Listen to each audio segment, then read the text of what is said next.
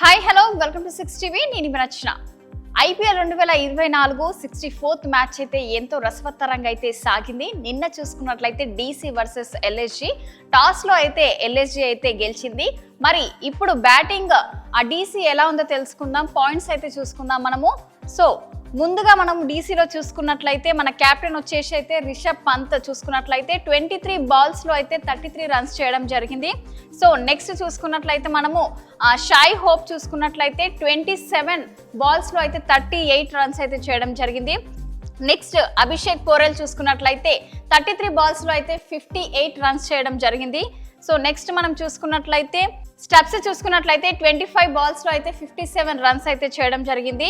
So Axar Patel వచ్చేసి 10 balls లో అయితే 14 రన్స్ అయితే చేయడం జరిగింది. టోటల్ స్కోర్ వచ్చేసి అయితే 208 అయితే డీసీ టోటల్ స్కోర్ వచ్చేసి. సో నెక్స్ట్ మనం చూసుకున్నట్లయితే లక్నో సూపర్ జైంట్స్ చూసుకున్నట్లయితే ముందుగా కెప్టెన్ చూసుకున్నట్లయితే కేఎల్ రాహుల్ 3 బాల్స్ లో అయితే 5 రన్స్ అయితే చేయడం జరిగింది.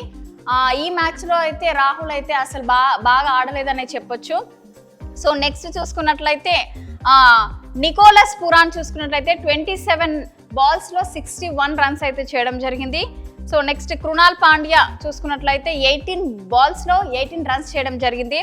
నెక్స్ట్ లాస్ట్ బౌలర్ వచ్చేసి అర్షద్ ఖాన్. సో అర్షద్ ఖాన్ వచ్చేసి అయితే 33 బాల్స్ లో అయితే 58 రన్స్ అయితే చేయడం జరిగింది. వీళ్ళ టోటల్ స్కోర్ చూసుకున్నట్లయితే 189 స్కోర్ టోటల్ స్కోర్ వచ్చేసి లక్నో సూపర్ జైంట్స్.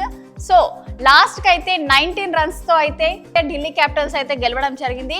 సో ఇప్పుడు ఢిల్లీ క్యాపిటల్స్ ఇంకా లక్నో సూపర్ జైంట్స్ ఏ పొజిషన్ లో ఉందో అయితే తెలుసుకుందాం. ముందుగా పాయింట్స్ టేబుల్ లో చూసుకున్నట్లయితే మనకు ఢిల్లీ క్యాపిటల్స్ వచ్చేసి అయితే 14 పాయింట్స్ తో అయితే 5th ప్లేస్ లో అయితే ఉంది.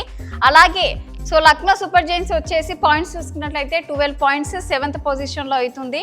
సో చూసుకున్నాం కదా. సో డీసీ ఇంకా ఎల్ఎస్జీ అయితే ఫైనల్ వరకు అయితే రాకపోవచ్చు అనేది తెలుస్తుంది. మన పాయింట్స్ చూసుకున్నట్లయితే ఆల్మోస్ట్ ఈ టేబుల్ ప్రకారం చూసుకున్నట్లయితే ఎలిమినేట్ అయ్యే అవకాశం అయితే ఉందని తెలుస్తుంది. సో మరో అప్డేట్ తో మళ్ళీ కలుద్దాం. చూస్తూనే ఉండండి 6 టీవీ.